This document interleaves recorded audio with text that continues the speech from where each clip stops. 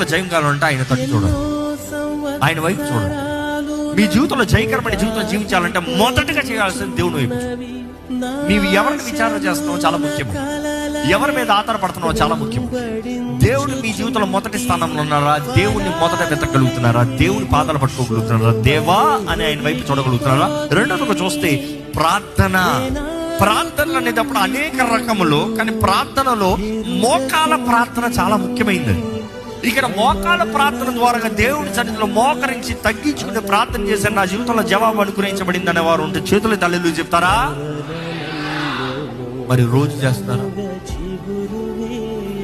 That's the point, because you know there is power, you know there is a result, you know there is an answer.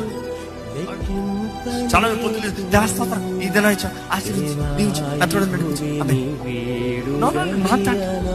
హృదయం తెరవాలి, నీ పోరాటాల సమస్యలు చెప్పుకోవాలి.